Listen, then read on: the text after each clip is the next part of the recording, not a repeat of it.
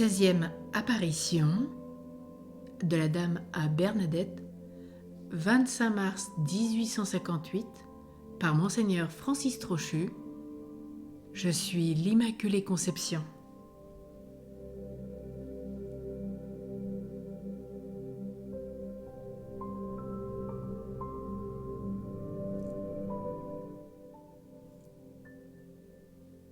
Dans la nuit du mercredi 24 au jeudi 25 mars, Bernadette s'est soudain réveillée de son premier sommeil. La douce voix, qui voilà 3 semaines, parlait à son cœur, se fait entendre encore. Père, mère, confie-t-elle à ses parents, il faut que je retourne à la grotte. Elle a des quintes de toux qui, jointes à des crises d'asthme, l'ont fatiguée ces derniers jours. N'importe. La dame de Massabielle lui sourira une fois de plus. François et Louise ne priveront pas leur fille d'un si grand bonheur. Mais aussi, par quel pressentiment, dans la journée du 24, a-t-on chuchoté dans l'autre que le lendemain, la petite Soubirous doit reparaître devant la grotte? La coïncidence de l'Annonciation n'aura pas été sans frapper les personnes pieuses. Elles en auront conclu qu'en cette fête mariale, il pourrait bien se produire du nouveau là-bas. Monsieur Jean Jacomet en a rendu témoignage. Hier soir, note-t-il, pour le préfet des avant-midi, le 25, le bruit a couru en ville que la visionnaire se rendrait ce matin à la grotte. Cette nouvelle s'est propagée en ville. Les visites se sont continuées bien avant de la nuit. Et ce matin, la foule se pressait aux abords de la grotte transformée en hôtel. Bernadette avait-elle entendu dire, soit à l'église, soit à l'école, qu'en cette journée, se célébrerait un des grands mystères de la Vierge. On ne pourrait l'assurer. En tout cas, vu son ignorance des choses religieuses, ces mots d'annonciation, sous sa forme française au patois, ne pouvaient être pour elle que vides de sens. Toutefois, en ce 25 mars, elle prétendait bien faire à la grotte, où elle se sentait attendue, une visite qui ne différa en rien de toutes celles de l'incomparable quinzaine. Aussi, en s'y rendant vers 5 heures du matin, fit-elle demander à sa tante Lucile de venir avec elle pour lui porter son cierge. Lorsqu'elle retrouva sa place à elle, entre le canal et le rocher, déjà au-dessus de l'églantier brillait la suave lumière. En effet, pour cette 16e et décisive apparition, la dame avait devancé sa petite visiteuse. Elle était là, à raconter, Bernadette, paisible, souriante, et regardait la foule, comme une mère affectueuse regarde ses enfants. Quand je fus à genoux devant elle, je lui demandai pardon de ce que j'arrivais en retard. Toujours bonne pour moi, elle me fit signe de la tête que je n'avais pas besoin de m'excuser. Alors je lui exprimai toutes mes affections, tous mes respects et le bonheur que j'avais de la revoir. Après l'avoir entretenue de tout ce qui me vint dans le cœur, je pris mon chapelet. Le ciel était pur, les crêtes blanches de neige reflétèrent les premiers rayons de l'aurore. À cet instant, Bernadette extasiée se sentit plus que jamais pressée de connaître enfin, par ses noms et qualités, l'être mystérieux qui la jetait dans un pareil ravissement. Mais voici que l'ovale de lumière se déplaça d'au-dessus de l'églantier, se rapproche du sol et s'arrête sous la naissance de la voûte. Redressée du même coup, Bernadette monte vers la vision. Son cierge allumé en main, elle reste cette fois debout. Ses parents, quelques personnes amies l'ont suivie et l'encadrent. À gauche, le long du rocher, se tiennent les lourdaises qui ont orné le petit autel dans la grotte. En tête-à-tête, si l'on peut dire, l'enfant engage de nouveau le colloque avec la vision céleste. C'est si important, si nécessaire qu'enfin elle se nomme. Les prêtres à qui Bernadette réitéra ses messages ne bâtira de chapelle et n'y viendront processionnellement qu'à cette condition. Donc, d'un ton résolu. « Madame, voulez-vous avoir la bonté de me dire qui vous êtes ?» Hélas, sera-ce donc comme les autres fois. Un salut de tête, un sourire. Bernadette insiste, une force intérieure l'oblige à répéter. « Oh, madame, voulez-vous avoir la bonté de me dire qui vous êtes ?» Un salut et un sourire encore. À cet instant, peut-être, dans l'église de Lourdes, un prêtre célébrant l'annonciation de la Bienheureuse Vierge récitait au graduel de la messe « La grâce est répandue sur vos lèvres, c'est pourquoi Dieu vous a béni pour toujours. » Bernadette comprend-elle que l'occasion de s'informer est unique. Elle ne se rebute point. Je ne sais pas pourquoi, expliquera-t-elle, mais je me sentis plus courageuse.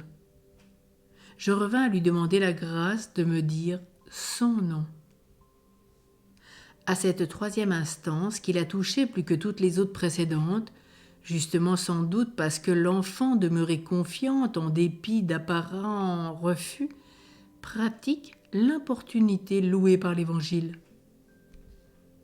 L'apparition, qui jusque-là gardait les mains jointes, ouvre les bras, les incline comme sur la médaille miraculeuse, en faisant glisser vers le poignet son chapelet d'albâtre et d'or. C'est la bénédiction à la terre rachetée. Puis elle joint les mains encore, les rapproche de sa poitrine, comme pour réprimer les battements de son cœur. Enfin, les yeux au ciel, dans l'attitude de l'antique Magnificat, elle livre son message. Je suis l'Immaculée Conception. Alors l'apparition sourit de nouveau, ne parla plus et disparut en souriant.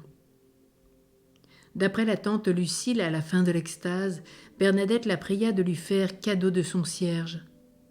Lucile le lui donna avec empressement. « Alors, voulez-vous me permettre, ajouta l'enfant, de le laisser dans la grotte ?» Sur un signe affirmatif, elle alla fixer ce cierge allumé parmi ceux qui brûlaient déjà. Vers midi, constateront le commissaire Jacomet, il y en aura 65. Pourquoi devrais-je interroger encore la tante Lucile ? Pourquoi as-tu agi ainsi ? La dame, répondait Bernadette, m'a demandé si je voulais laisser le cierge brûler à la grotte, et comme il était à vous, je ne pouvais l'y laisser sans votre permission. Au bas même du sentier, des témoins de la scène entourèrent Bernadette. Une amie de sa famille, Madame Philias Nicolo, la pressa la première dans ses bras. Bernadette lui glissa-t-elle à l'oreille « Sais-tu quelque chose ?» L'enfant se mit à sourire. Sa figure était rayonnante de joie. L'amie insista. « D'où vient que tu parais si heureuse ?» Elle m'a dit « Que soy era Immaculada Concepció ». Sur le chemin du retour, une de ses compagnes d'école, Jeanne-Marie Touré, marchait auprès d'elle. Elle l'entendit redire plusieurs fois ces mêmes paroles. « Que répètes-tu là, Bernadette ?» lui demanda-t-elle. « Et je répète le nom que la dame vient de me dire de peur de l'oublier. » Ce que les deux mots, Immaculado Concepció, signifient, elle n'en a pas l'idée. Mais l'apparition ayant commencé par « Que soy », il est évident qu'elle s'est nommée. Enfin, monsieur le curé va être satisfait. À peine rentrée chez ses parents, Bernadette parla de se rendre auprès de lui. Elle repartit donc entourée d'un petit groupe de Lourdaises et assistée cette fois encore de sa tante Basile Castero, qui déjà avait affronté le rigide pasteur lors d'une autre visite. Le mardi 22 février, où il avait été question de procession à la grotte. Cette visite nullement pressentie le dérangea-t-elle. La brusque arrivée de l'enfant qui, la pensée ailleurs, ne la salua même pas, lui déplut. Nous ne fûmes pas bien reçus, a certifié la tante Basile. En voyant entrer Bernadette, l'abbé Peyramal lui dit « Que veux-tu aujourd'hui ?» Mais sans dire ni bonjour ni bonsoir, elle répétait « Que soy era Immaculada Concepció ?» « Que dis-tu, petite orgueilleuse ?» s'écria monsieur le curé. « Que soy era Immaculada Concepció ?» Alors elle se ravisa. « C'est la dame qui vient de me dire ces paroles. »« À la bonne heure, » répondit le prêtre qui sentait monter en lui une grande émotion. Néanmoins, il continua. « Sais-tu ce que cela veut dire ?»« Non, monsieur le curé. »« Je vois bien que tu te trompes encore. Comment peux-tu dire des choses que tu ne comprends pas ?» Depuis la grotte jusqu'ici, j'ai répété « Que soy era Immaculada Concepció ». C'est bon. J'examinerai ce qu'il faut faire, ajouta le prêtre, et il congédia les deux visiteuses. Tels sont les souvenirs que Bernadette elle-même devait évoquer devant sa cousine Jeanne Védère. Dans la matinée, M. Peyramal, l'abbé, sortit pour aller à l'épicerie Ribette. Voici, confia-t-il à la maîtresse de maison, ce que Bernadette Soubirous vient de me communiquer. La dame lui a dit « Je suis l'Immaculée Conception ». J'en ai été tellement bouleversée que je me suis sentie chanceler et sur le point de tomber. Heure importante, bien plus qu'il ne s'imagine, dans l'existence de l'abbé Peyramal. Cependant, quoi qu'il fasse l'homme d'impression qu'il est, s'y trahit de deux manières. Une rebuffade pour accueillir cet enfant pauvre dont certes il commença à penser quelque bien, mais qui se plie mal aux convenances mondaines. Ensuite, quand elle a parlé et qu'il a compris, plus qu'un saisissement, une sorte de vertige. En lui, le théologien a sursauté en frôlant le surnaturel. Ces termes que le prêtre reprochait à l'ignorante écolière de répéter inintelligemment, et donc qu'elle n'a pas pu trouver toute seule, qui la lui a soufflé. Il désigne sans erreur possible la Vierge Marie dans le premier de ses privilèges. En ce cas, la Dame sainte d'azur serait-elle une réalité ? Voilà 3 semaines, dans un accès de mauvaise humeur, le curé de Lourdes traitait Bernadette de menteuse. Mais si elle disait vrai aujourd'hui, si réellement ces paroles avaient été prononcées à Massabielle, on ment avec des mots que l'on connaît, mais non avec des mots dont on ignore le sens. Que ces syllabes, Immaculado Concepció, ne soient que des sons aux oreilles de Bernadette.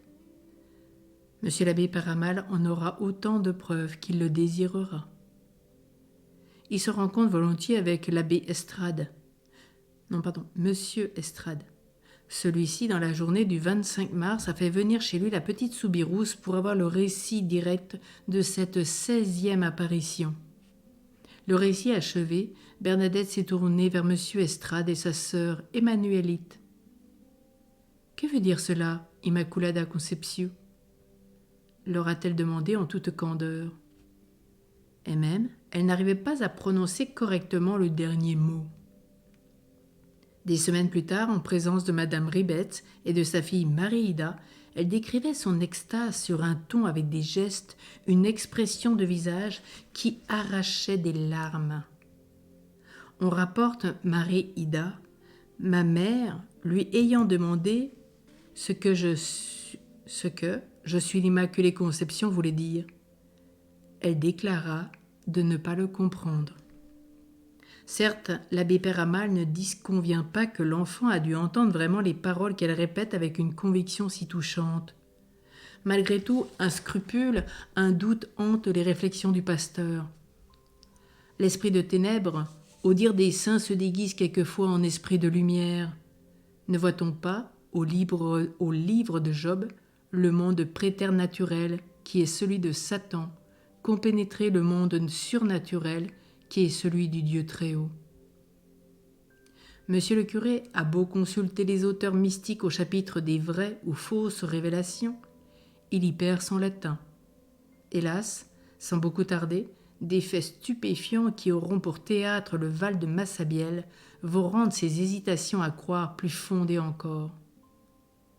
Aussi, à l'occasion des fêtes pascales, ne fera-t-il point la déclaration publique que ses paroissiens semblent attendre? Dans une affaire aussi délicate, le curé de Lourdes ne se prononcera que d'après le jugement, proche ou lointain, de Monseigneur de Tarbes. Pour Bernadette, elle savoure son paisible bonheur.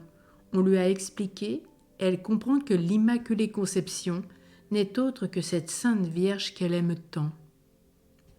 Par une prudence qui semblait être inspirée, écrit M. Estrade, jamais durant la période des extases, elle ne prononça le nom béni de celle qui remplissait son âme. Par habitude, elle continuera de dire « la dame », mais ce sera désormais dans sa pensée la Sainte Vierge devenue pour elle Notre-Dame du Rocher, Notre-Dame de Massabielle. En cette journée d'annonciation, la joie dont rayonnait Bernadette au sortir de l'extase se refléta dans les regards des fervents de la grotte. La grande nouvelle s'étant vite répandue en ville, dans les hameaux, sur les routes de la campagne. On se saluait par ces exclamations réjouies. « Quel bonheur! Elle sait nommer. Nous en étions sûrs, n'est-ce pas? C'est bien la Sainte Vierge. » Et maintes prêtes de se dire, voilà un peu plus de 3 ans, notre Saint-Père, le pape Pie IX promulguait comme un dogme de foi que la bienheureuse Vierge Marie a été dans le premier instant de sa conception préservée et exempte de toute tache du péché originel. Eh bien, la Sainte Vierge vient de se signer à Lourdes. La bulle du 8 décembre 1854, mieux encore, de la résumer dans un raccourci saisissant auquel jusqu'ici personne n'avait pensé parmi les hommes d'Église. Je suis l'Immaculée Conception. Les fêtes de Pâques, dimanche 4 avril, suivirent de près, heureux et fiers de ce que la Reine du Ciel prenait droit de citer parmi eux. À noter, M. Estrade, bénéficiaire de tout le premier de ces renouveaux des âmes, les habitants de Lourdes allèrent avec enthousiasme s'asseoir au banquet eucharistique.